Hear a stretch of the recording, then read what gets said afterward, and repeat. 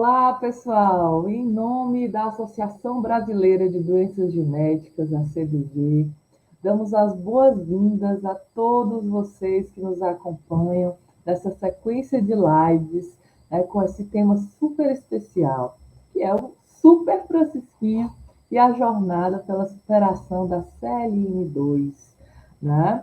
A lipofuscinose seroide neuronal tipo 2. O tema da live de hoje será atendimento multidisciplinar.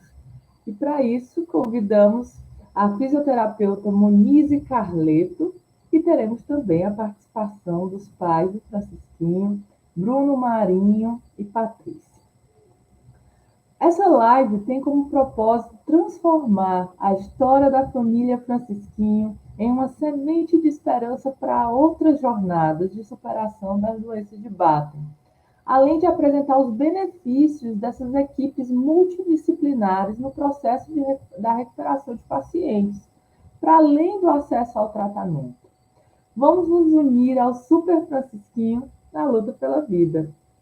Enquanto o tratamento mais eficaz no momento não é universalizado, os pacientes ficam a cargo de equipes multidisciplinares, incluindo fisioterapeutas, psicólogos, psiquiatras, oftalmologistas, além do onipresente neurologista. Nossa convidada de hoje acompanha a jornada do Francisquinho e vai falar conosco sobre a importância desse atendimento multidisciplinar no tratamento dos pacientes. Convidamos a fisioterapeuta e gerente de fisioterapia do Centro Integrado de Inclusão e Reabilitação, CIR, diretora-geral do NeuroRehability, Terapias Especializadas em Desenvolvimento Neuropsicomotor, Monize Carleto. Muito bem-vinda! Obrigada. Prazer estar com vocês. E do tratamento para essas crianças. Levar esse conhecimento é Maravilha! Muito bem-vinda, doutora. Nossos próximos convidados são esse casal incrível, né, que é o Bruno Marinho e a Patrícia, que são os pais do Francisquinho, moram em Breves, cidade da Ilha de Marajó, no Pará, e estão aí, né, contribuindo para escrever uma nova história na saúde pública do nosso país, com a sua luta aí pela vida. Sejam bem-vindos, meus queridos. Bom dia. Bom dia. Boa noite. Ana. Boa noite, né? Ana, Monize. Bom dia. Moderando essa conversa estarei eu, Ana Benice, fundadora da Algum 3 Inteligência Criativa, que tive a honra de participar, né, do desenho desse projeto junto a esse casal maravilhoso e a doutora Mônica Aderaldo, diretora social da CBG. Bom, vamos às perguntas de hoje. Começando, doutora Monize, com a seguinte pergunta. O que seria esse atendimento multidisciplinar que estamos falando aqui e que é tão importante para esses pacientes, doutora? Então, a gente fala de atendimento multidisciplinar há um tempo, mas assim, que ele vem sendo praticado mesmo recentemente, né? Há uns 4 anos, eu sou formada há 14, então há 4 anos isso começou a realmente acontecer. O que é o atendimento multidisciplinar? São vários profissionais de vários saberes, então fisioterapeuta, fonoaudiólogo, psicólogo, musicoterapeuta, nutricionista e o médico. E outras especialidades também podem somar essa equipe, terapeuta ocupacional, muito importante. E eles usam seus saberes para traçar um plano para o paciente e para trabalhar as potencialidades que forem encontradas na avaliação, para prevenir danos. Então, a gente soma os saberes de vários profissionais para que, de forma individualizada, a gente consiga trabalhar essas crianças ou esses adultos que precisarem de uma equipe multiprofissional. Perfeito, doutora. E qual o principal objetivo de uma equipe multidisciplinar? Sim. O objetivo é, como eu falei, a gente trabalha o paciente de forma individualizada e tomando conhecimento do que aquele paciente tem. Eu digo hoje que, além de trabalhar multidisciplinarmente, é muito importante que a gente trabalhe interdisciplinarmente. que a gente utilize esses saberes e possa, junto com a família, respeitar as limitações, buscar a potencialidade do que a gente pode trabalhar com o paciente. Então, hoje, as equipes multidisciplinares trabalham também interdisciplinarmente. A forma de, às vezes, por exemplo, o fono trabalhar com a nutricionista em conjunto, para conseguir que aquele paciente consiga voltar a se alimentar e aí ter uma alimentação adequada para o que a patologia dele precisa. Isso é trabalhar interdisciplinarmente, né? Isso é muito importante, porque a gente respeita o que o paciente tem e o que o paciente precisa. E detalhe, a gente ainda pode, junto disso, treinar os pais, capacitar os pais. É o que a gente chama de treino parental, né? Fazer com que os pais façam parte do tratamento, porque sozinhos a gente não chega em lugar nenhum.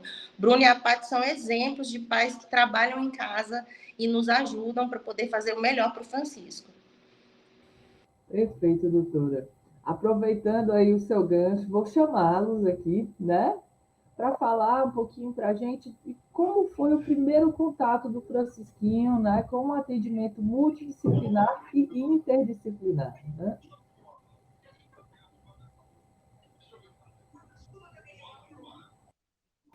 O primeiro contato do Francisco, né, com o atendimento multidisciplinar, ele ainda estava muito bem, né? Foi logo no início do diagnóstico.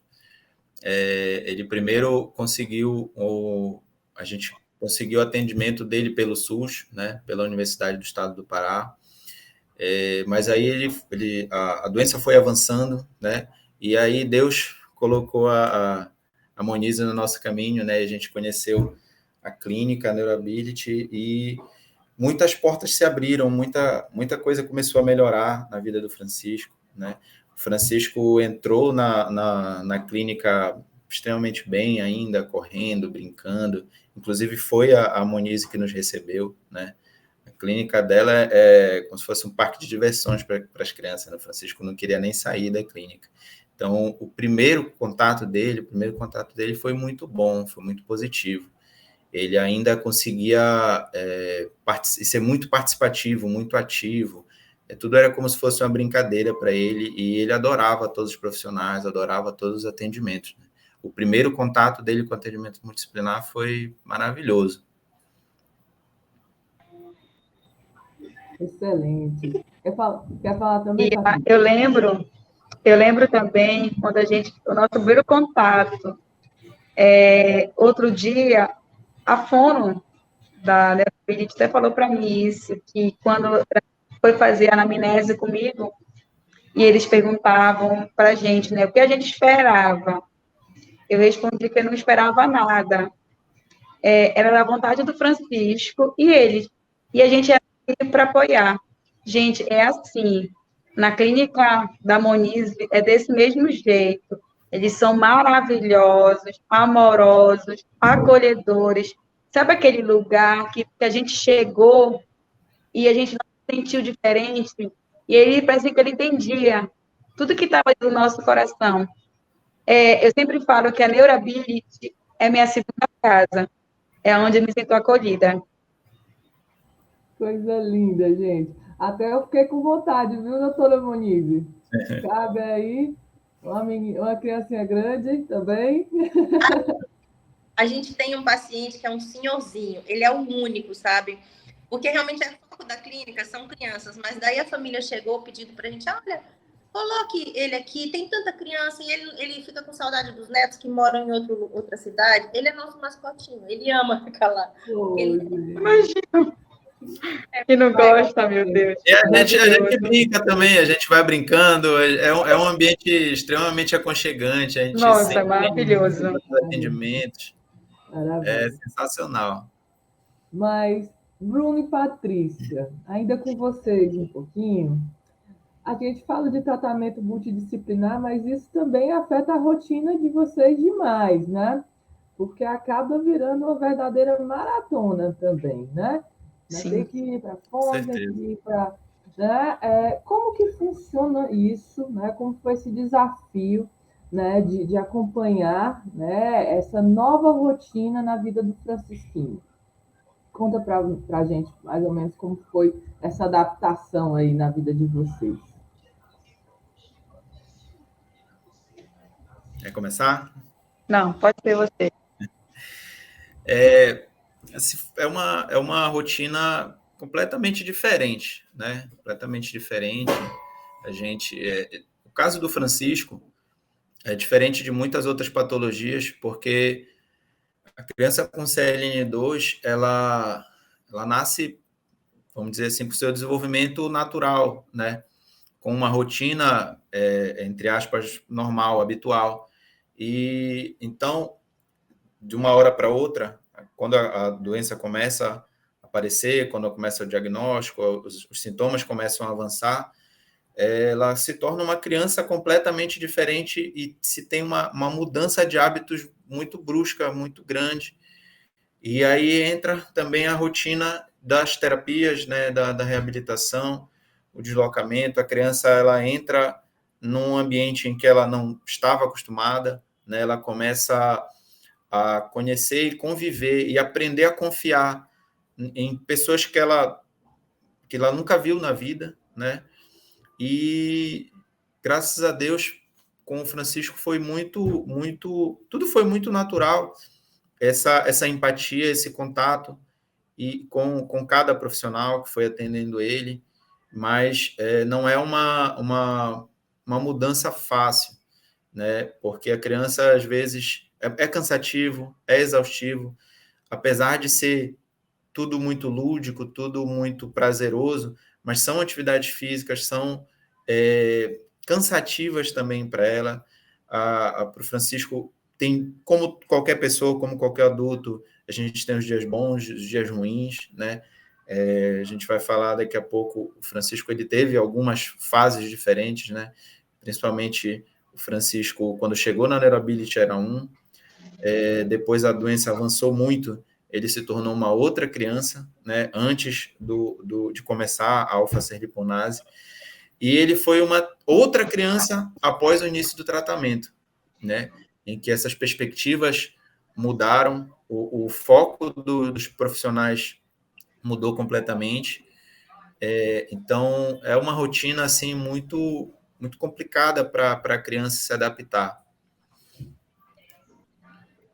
Assim, né, que eu sempre falo, o processo, ele não foi doloroso só para o Francisco, né, a gente sofre junto. Eu lembro quando a gente pegava na clínica, apesar de ter que acordar ele, né, eu sempre pensava assim, meu Deus, era para eu acordar meu filho para ir para a escola, e eu estou acordando para ir para a clínica. Chegava na clínica, às vezes ele fundia, às vezes ele não queria nada, ele chorava bastante, e assim, às vezes assim, eu tinha que conter, né, o choro, eu me abaixava e ficava assim, lagrimando, eu disse, meu Deus, a minha vontade era arrancar ele daqui e ir embora, mas automaticamente assim vinha aquela coisa, não, meu Deus, ele precisa estar aqui. Então, assim, foi um processo não só para o Francisco, mas para a gente também, foi bem doloroso. Tu ter que se permitir levar o teu filho. E essa permissão foi muito difícil. E eu sempre falo assim que os profissionais, eles ajudam muito. E lá na Neurability, eles me ajudaram muito a esse processo, porque tu é acolhido desde a chegada. A empatia vem desde a chegada. Então, assim, isso me ajudou muito, muito mesmo. A rotina é muito pesada, né? Os desafios são diários, não só do deslocamento, do tratamento, mas até da própria doença, né? Que chega no momento que ela avança muito rápido. E ter essa rede de apoio, né? Com amorosidade, com empatia, faz toda a diferença mesmo, né? É por isso, doutora Moniz, que agora a próxima pergunta vai para a senhora, né? Como foi para a equipe multidisciplinar de vocês, né, o desafio de atender o Francisquinho, que era um paciente com CLN2, uma doença ultra rara, inclusive o único paciente do norte, né? Vocês tiveram aí a honra, né, de ter esse tesourinho, mas como é que foi esse desafio? Porque também é um desafio do outro lado, né? Um universo novo. Conta para a gente um pouquinho como foi isso para vocês. Bom, com certeza.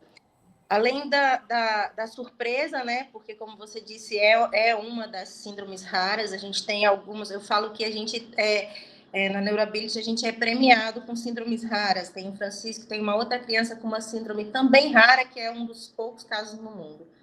E essas síndromes requer que a gente estude, que a gente volte para o livro, porque a gente tem que entender o mecanismo fisiopatológico da síndrome para a gente saber como ela vai se comportar e saber o tratamento que a gente vai dar. Então, literalmente, todo mundo que foi atender o Francisco teve que ir para o livro. Teve que estudar, saber o que era CLN2, saber como era o comportamento dela, como que essa doença ia percorrer todo um processo. Com o Francisco foi muito rápido, muito rápido. E aí é muito importante que a gente saliente a questão do diagnóstico precoce, né? Quanto mais cedo se descobre, mais possibilidades de conseguir um tratamento certo para que essa doença realmente estacione, e a gente está falando de crianças. E aí a gente consegue fazer um tratamento melhor a partir daí, né? Então, assim, a gente foi estudar mesmo, todo mundo, para tratar as manifestações clínicas que o Francisco estava tendo. Cada criança com CLN2 tem uma manifestação clínica, alguns vão primeiro deixar de falar, alguns vão perder o equilíbrio, coordenação motora, dificuldade de engolir, de se alimentar. A gente teve que ir trabalhando cada uma das manifestações clínicas dele dentro dos saberes, físio, fono, TO, para que ele tivesse uma melhor qualidade de vida. A gente estava nadando contra a maré, literalmente, porque a gente todos os dias fazia de tudo para melhorar, né? Coordenação motora, os fonos tentando manter a via de alimentação oral, e aí o Bruno e a Paty agoniados na luta pela medicação, porque a gente sabia que ali era a solução para a gente poder continuar trabalhando e manter o Francisco com qualidade de vida, com possibilidades da gente conseguir fazer com que ele evoluísse. E, assim, foi muita surpresa, muita luta junto com o Bruno e a Paty. A equipe toda, eles tiveram muita paciência com a gente, porque foi todo mundo aprendendo junto, né? Casos de síndromes raras, o conselho dos profissionais que forem atender crianças sindrômicas, que vierem a ter, né, contato com esse tipo de crianças, é estudar, não é vergonhoso, porque a gente na faculdade não sai sabendo tudo. Mas com a gente certeza, doutora. As manifestações daquela doença, só que a gente precisa saber as particularidades de como aquilo vai se né? E isso que é importante. Perfeito, perfeito. E assim, parabéns para vocês, né? Para você e o corpo, né? De profissionais de saúde que compõem a clínica, porque infelizmente essa não é a realidade para todos, né? Muitos preferem não se dar o trabalho, né? De estudar. Ah, é raro, são poucos, então passa para outro, né? Passa para frente. Mas quando a gente tem o compromisso, né, com o juramento que a gente fez com a nossa profissão, com o impacto social que a gente causa, né, a gente vai em frente e faz a diferença. Então, parabéns, né, para vocês mesmos. É muito me emociona que estou longe, né, geograficamente, mas estou pertinho de vocês aí, sentindo essa energia boa. Então, doutora Moniz, assim, pela sua experiência com o Francisquinho, né, a senhora percebe que os danos causados pela doença podem ser revertidos, né?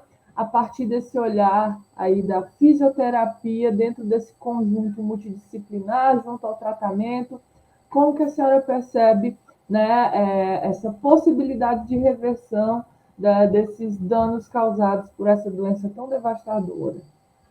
Essa eu acho que é a mais importante que a gente tem, né? Porque a gente sabe que CLN2 não tem cura, mas a gente sabe que a partir da medicação a gente consegue, pelo menos, estacionar aquele processo de degeneração tão acelerado que a gente viu lá no começo com o Francisco. E o que a gente, como profissional de saúde de reabilitação, trabalha? A gente trabalha com neuroplasticidade. O que é isso? É aproveitar do sistema nervoso da criança que está em formação, ele não para, a criança está em fase de crescimento, e aí fazer com que ele adquira as funções que às vezes ele perdeu através da neuroplasticidade. Então, é muito importante, como eu falei, né, o diagnóstico precoce. A gente conseguir o tratamento o mais rápido possível, era uma agonia, eu, Bruno, Paty, a família dela todos os terapeutas ansiando para que logo chegasse a medicação. Porque a partir do momento em que ele tomou a medicação, a doença se estacionou e a gente conseguiu trabalhar com ele. Antes a gente trabalhava contra a maré, literalmente, né? E depois a gente... Não, peraí, agora aqui a gente consegue trabalhar equilíbrio, coordenação motora, novas funções, ele voltar a se alimentar, porque o cérebro da gente, quando ele ainda está em formação, ele tem a possibilidade de ganhar novas funções se a gente souber trabalhar aquilo de forma intensiva. O trabalho com o Francisco é feito de forma intensiva, e isso é muito importante. Eu falo que hoje eu queria que todas as crianças tivessem a possibilidade de ter tratamento intensivo. O que é isso? É a gente trabalhar com a criança 2, 3, 4 horas por dia na equipe multiprofissional. Ele não vai fazer só físio, porque a criança não é só movimento, mas ele vai fazer várias coisas de acordo com o plano terapêutico para conseguir adquirir novas funções ou restabelecer novas funções através da neuroplasticidade. Então, esse trabalho é um trabalho de formiguinha, mas que é possível, sim, quando é uma criança, quando ainda tem esse processo de neuroplasticidade ainda muito presente. A partir dos 12, 13 anos, que a criança já tem aquilo consolidado, já vai virando adolescente ou adulto, é muito mais difícil. Então, a gente, como terapeuta, tem muito a se trabalhar. Quanto mais cedo a gente consegue atender essas crianças. Perfeito, doutora. Muito didática a sua fala, viu? Muito obrigada. Né? E agora, esses maravilhosos, Bruno e Patrícia, né? Vocês passaram por fases muito difíceis, né?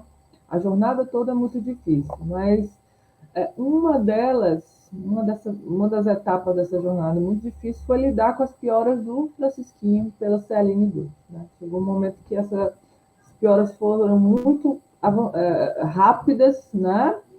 E foram antes de iniciar o tratamento com a alfa-celiponase, né? Então, conta para a gente um pouquinho como foi esse momento da jornada, né? Que a doutora Moniz até tangenciou um pouco aí na sua fala também, mas pela perspectiva de vocês, né? Dos pais ali, na luta pelo tratamento. Bom, acho que talvez tenha sido o momento mais difícil, né? Que é ver o Francisco perdendo, né? Era assim, ele mudava de um dia para o outro. Um dia ele conseguia brincar de uma determinada...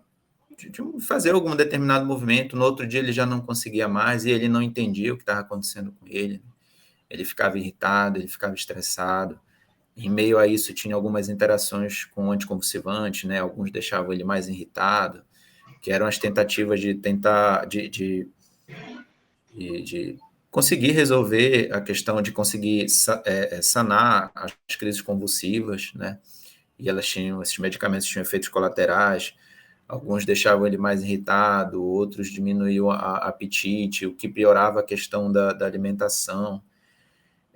Mas, principalmente, a perda gradativa da fala dele, né, quando se acentuou e quando ele já não conseguiu mais parar de andar, quando ele não conseguiu mais andar, né, quando ele não conseguia mais correr, quando ele não conseguia mais pular, manipular brinquedos, né, ele se irritava muito.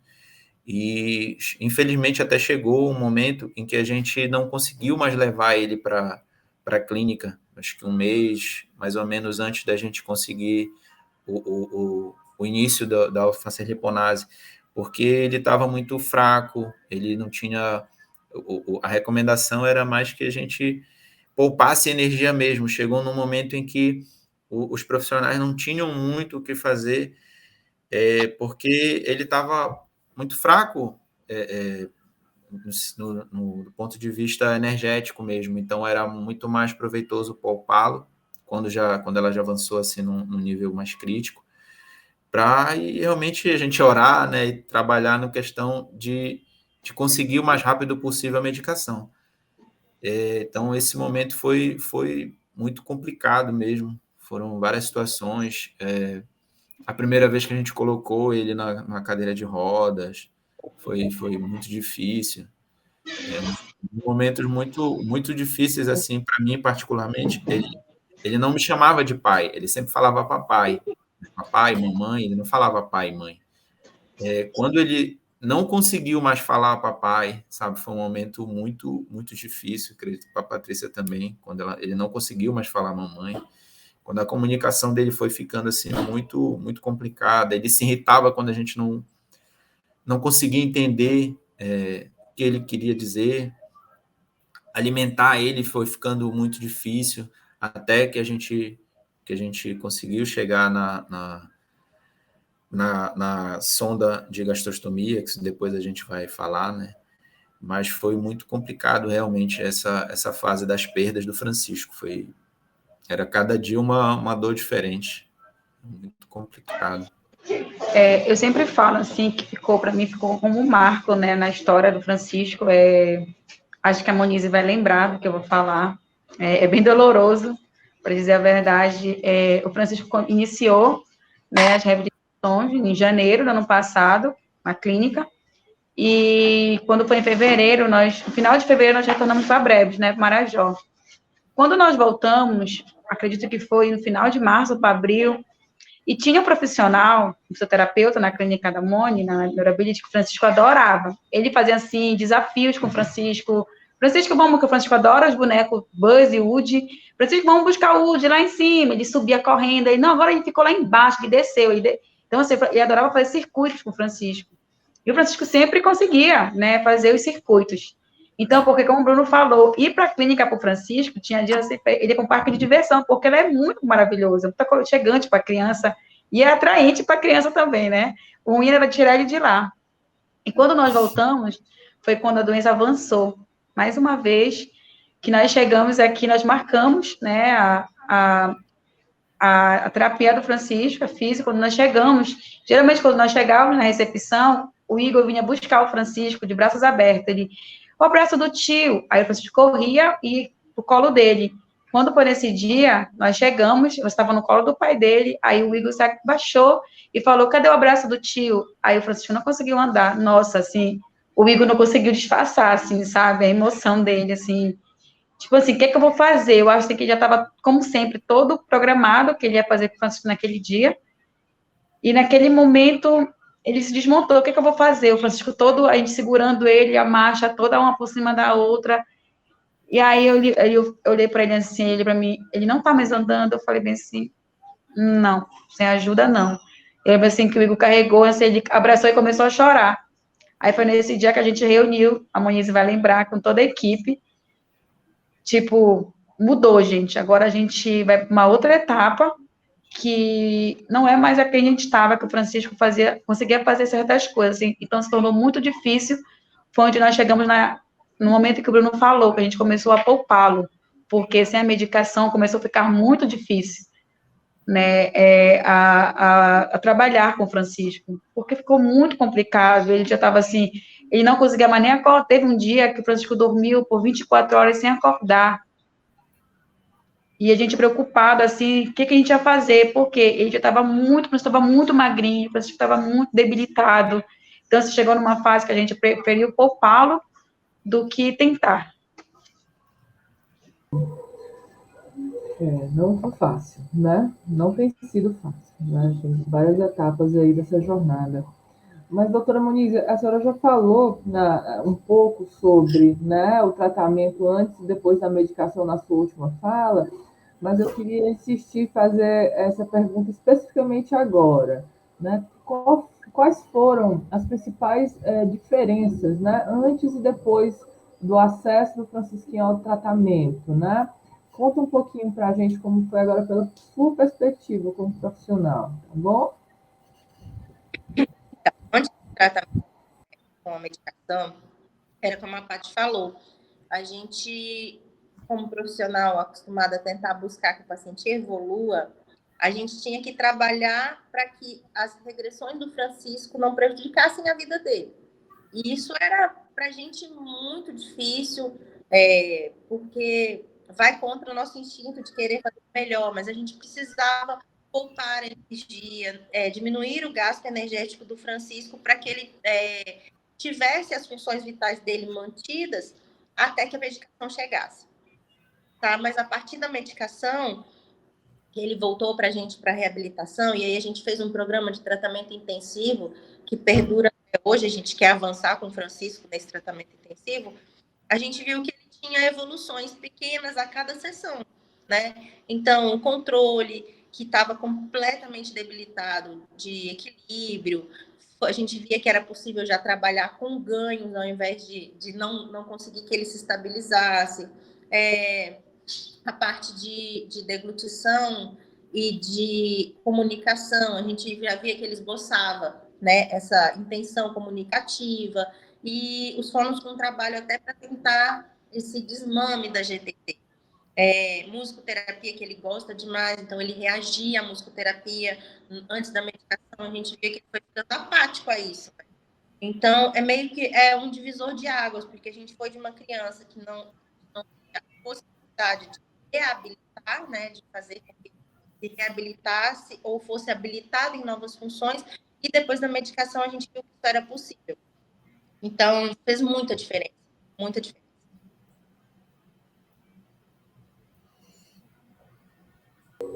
Excelente, doutora. Bruno e Patrícia, como foi, né, o que mudou nas terapias, né, para o Francisquinho após o início do tratamento com a alfa-serliponase, agora pela perspectiva de vocês, né? Foi, assim, eu gosto de falar que foi como se fosse o Francisco tivesse renascido, sabe? Foi uma virada de chave muito grande, muito grande. A primeira, até antes da alfa-serliponase, um mês antes ele chegou a fazer a GTT, né, que é a alimentação pela sonda, e aí ele começou a diminuir esse déficit energético, né, ele começou a ficar um pouquinho mais fortinho, mais gordinho, né, e aí depois com a alfa-serliponase realmente foi incrível, assim, ele como a Moniz falou, antes era só evitar que ele perdesse, né? Tentar evitar que ele perdesse. Mas depois, assim, foi simplesmente incrível. Ele começou a sentar, ele começou já a trabalhar a marcha, ele começou a usar com muito mais alegria. Ele estava entusiasmado, parece que ele sentia que ele podia progredir de novo, sabe? Ele gostava de estar no espaço, ele ia animado.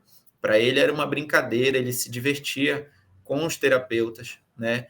E ele sentia que ele podia estar melhorando de novo, sabe? Ele conseguia, ele estava voltando a pronunciar palavras que ele já não conseguia mais, ele trocava passos, né? Com apoio ele já estava conseguindo andar, ele subia a escada, ele voltou a brincar, ele voltou principalmente a ficar feliz, sabe? E isso fez uma diferença, assim, gigantesca. Principalmente, apesar de ser uma criança, mas ele sempre foi muito perceptivo a tudo, sempre foi muito, muito esperto. Isso fez muito bem para a autoestima dele, sabe? Ele se sentir bem de novo, ele sentir que ele podia brincar de novo, que ele podia comer, que ele podia tentar andar, que ele podia engatinhar, que ele podia se deslocar, mesmo com distâncias curtas, mas de um lugar para o outro, que ele conseguia pegar um brinquedo sozinho de novo, sabe? Isso foi simplesmente sensacional, assim, para ele como eu estou falando, foi um renascimento. Tem um dos terapeutas que depois a gente vai conversar, né? Ele costumava falar que existiam 3 Franciscos, né? Um que chegou na clínica, que era uma criança extremamente ativa. O segundo Francisco, que foi quando a doença avançou muito e a gente ainda não tinha a medicação. E uma terceira criança que eles conheceram após a medicação, né? Que foi uma criança que começou a evoluir de novo, começou a ter ganhos novamente.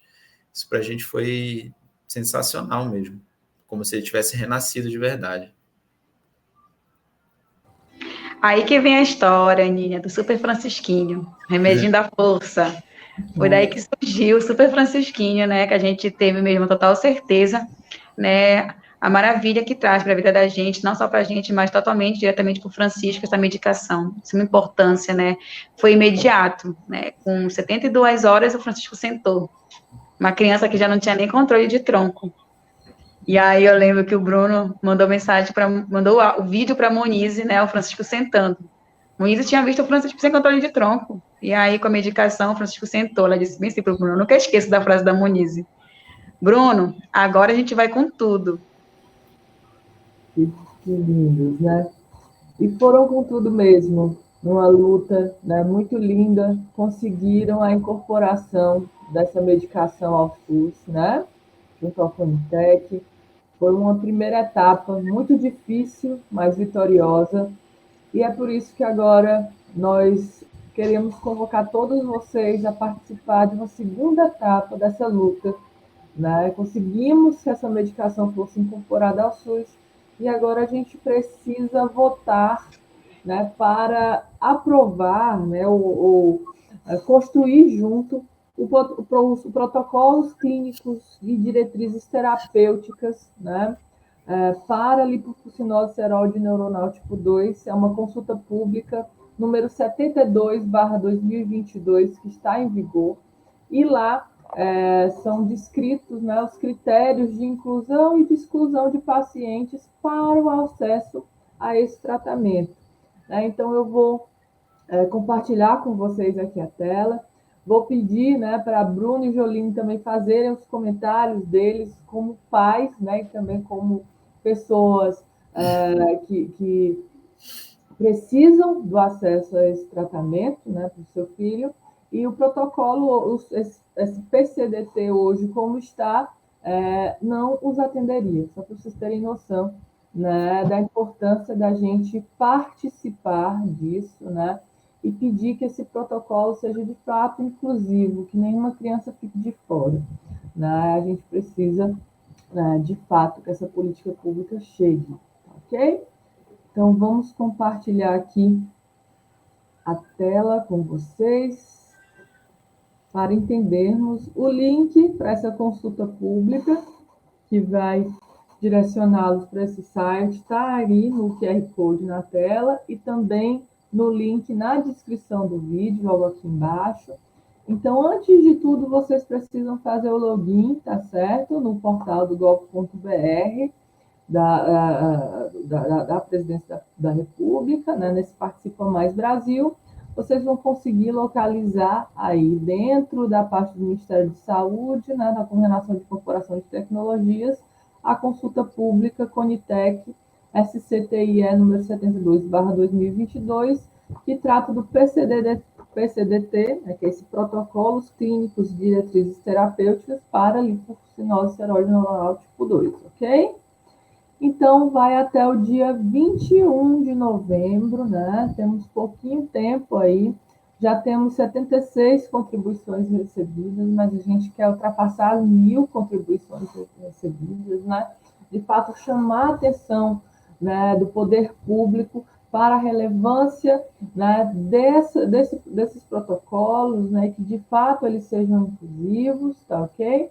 Então, para você entender um pouco mais dessa proposta de elaboração inicial que foi feita, você pode acessar esse relatório através desse link, e aí vocês vão ter acesso a esse documento, tá ok? Podem ler com calma, entender um pouco mais, né, desse processo, da história dessa luta, né, e dos critérios aqui de inclusão e exclusão de pacientes, né, que é justamente o tópico, que é esse aqui, ó, 6 e 7, ou 5 e 6, né, critérios de inclusão e critérios de exclusão, que são os tópicos mais críticos aqui, para que os atuais pacientes tenham acesso, continuem tendo acesso aos seus tratamentos, ok?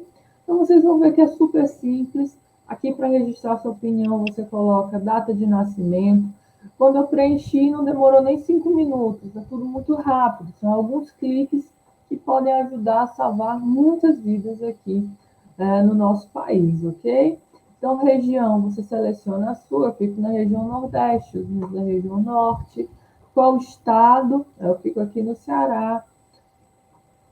município, qual a cidade, se você deseja contribuir como organização da sociedade civil, como paciente, familiar, amigo ou cuidador de paciente, profissional de saúde, interessado no tema, empresa fabricante da tecnologia avaliada. Então, você, de fato, pode aqui categorizar sua participação e, se estiver participando como pessoa jurídica, você preenche aqui o CNPJ e a razão social da sua empresa. Aqui vem os dados, né, de fato, do respondente, sexo biológico, feminino, masculino, autodeclaração de cor e etnia, como ficou sabendo dessa consulta pública, se foi a partir, né, dessas lives, você pode colocar aqui redes sociais, tá certo? O que você achou dessa proposta apresentada pela Conitec? E aqui eu vou pedir para o Bruno, né, e para a Joline, como pais, né, falarem o que vocês acharam dessa proposta apresentada do PCDT, né, pela Conitec. Bom, aqui tem como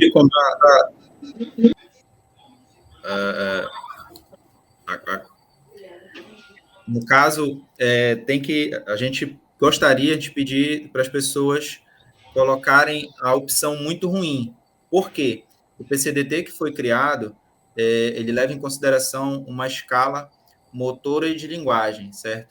Então, foi escolhido pela comissão uma pontuação mínima para que essa criança tenha acesso ao tratamento.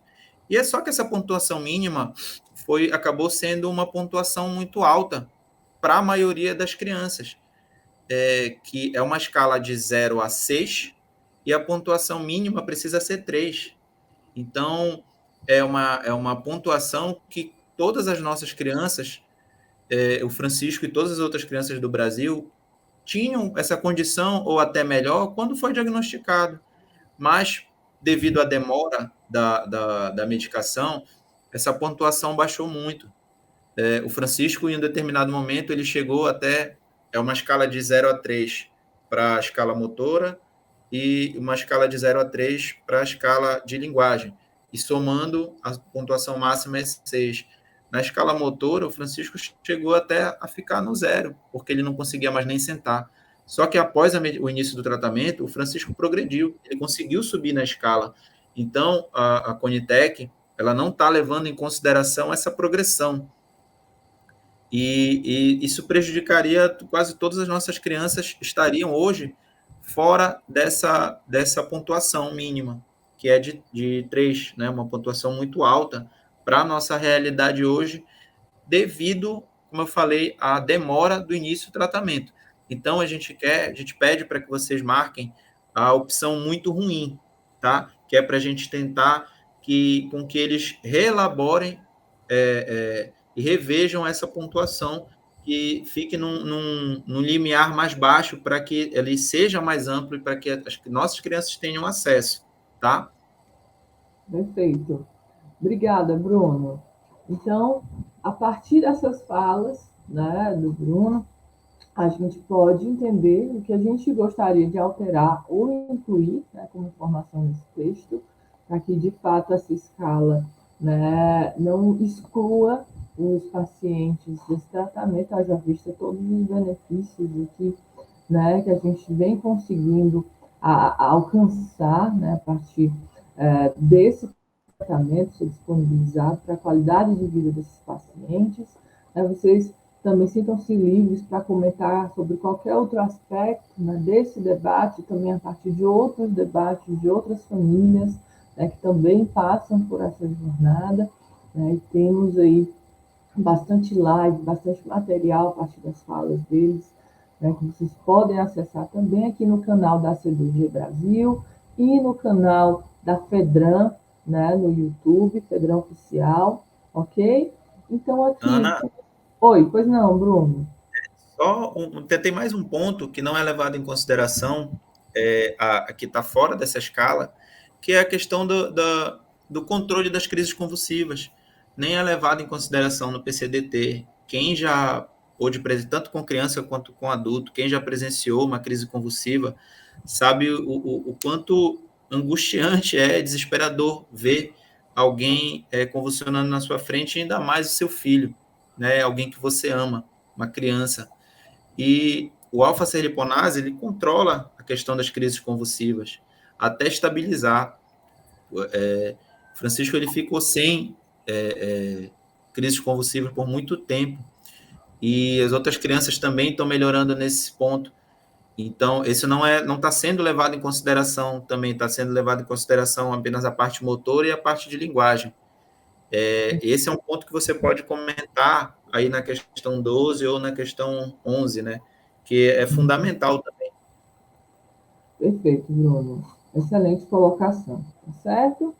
Então, caso você tenha algum documento para anexar, né, algum exame, alguma pesquisa que você queira contribuir ainda mais, né, na cocriação dessa política pública, você pode anexar aqui, confirmar, e quando você estiver logado no portal, aqui vai aparecer um botãozinho azul, enviar a sua opinião, clicou nele, contribuiu aí, deu a sua parcela de contribuição, para que, de fato, a gente consiga avançar, né, na criação, na cocriação desses protocolos clínicos e diretrizes terapêuticos para CLN2, né?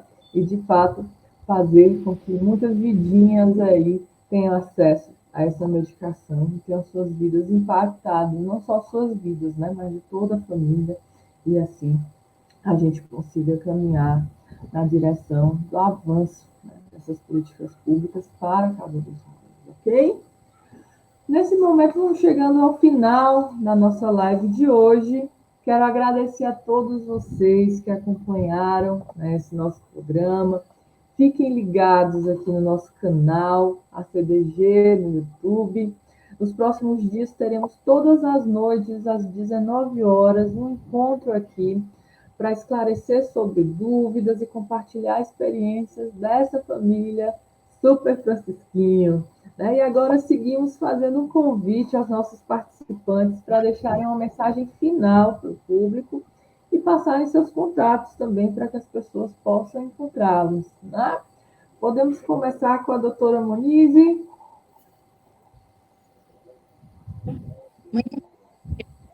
Que a gente engajado e que as pessoas possam participar da consulta pública, é isso que a gente espera, para que mais crianças como o Francisco tenham a oportunidade de ter a sua vida modificada, né, e melhorada a partir da medicação, e que os profissionais de saúde estejam, né, de frente com crianças que apresentem esses sintomas de uma criança normal, que começou a ter dificuldades que ela não tinha, teve um desenvolvimento normal, que se faça a investigação genética o mais rápido possível. É muito importante isso, né? Não espere, porque para o caso da CLN2, quanto antes, melhor. Então, é muito importante isso. Para me encontrar na Neurability, não é difícil, ou pelo meu e-mail, se vocês quiserem tirar dúvidas, posso deixar no final para vocês. Mas nesses dois lugares, o lugar mais fácil de encontrar. No CI, vocês vão me achar, mas geralmente é tarefada, lá eu não consigo fazer atendimentos e tudo, mas na Neuro, então, pelo meu e-mail, vocês conseguem falar comigo. Perfeito, doutora. Se quiser depois mandar os arrobas nas mídias sociais para a gente incluir aí na descrição do vídeo, tá? Pode deixar, tá? A gente coloca, tá bom? Bruno e Patrícia, mensagem final aí de vocês para o nosso programa de hoje.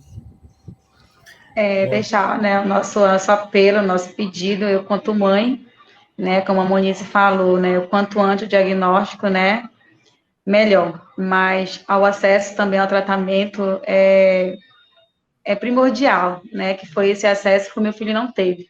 Então, assim, deixar o pedido para vocês, que vocês possam pegar um minutinho da vida de vocês, do dia, um minutinho só, ir lá fazer, preencher tudinho pra gente.